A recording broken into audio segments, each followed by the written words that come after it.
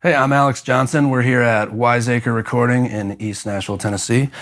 And I'm gonna go through my studio, a little tour, and how we got the drums mic'd up today, and go from there.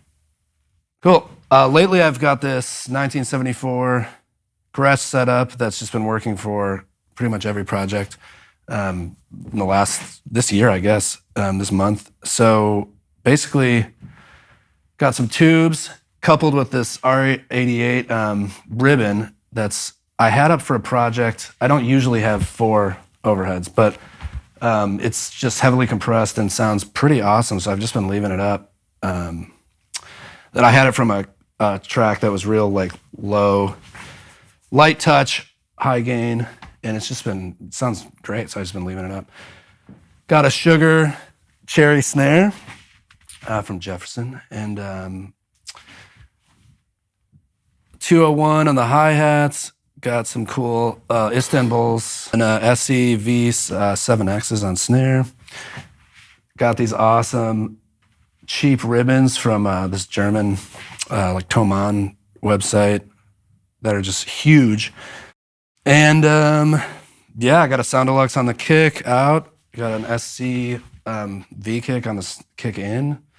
This super cheap also ribbon smashed for the little kind of close room. And then I got some 414s for rooms over there.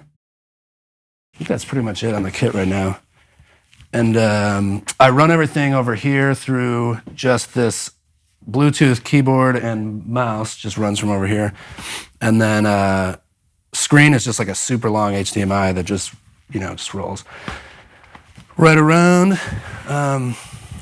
What else? Headphones.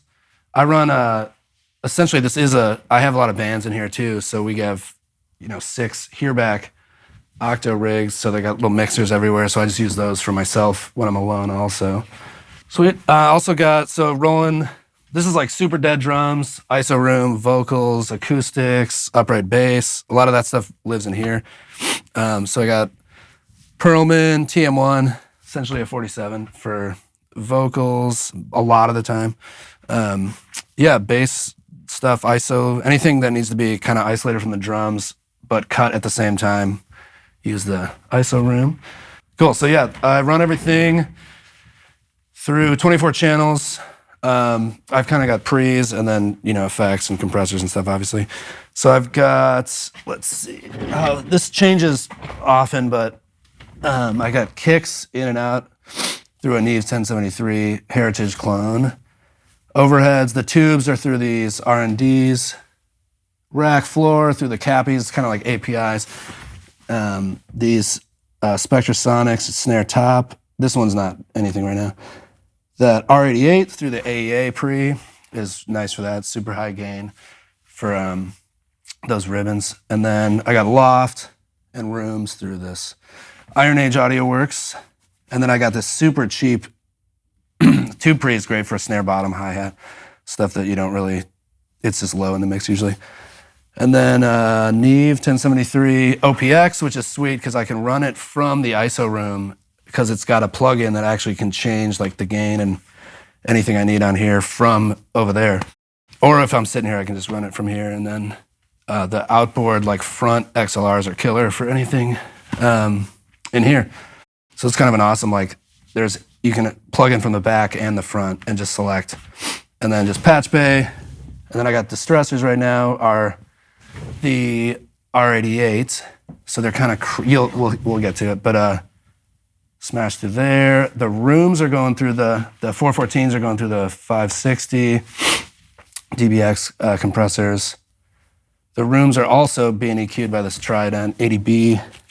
Just a little bit of ducking some mids out and stuff. I use these guys for vocals. Bass is awesome through the V3A from Audioscape. The Acme Opticom is awesome. It's like an LA2A.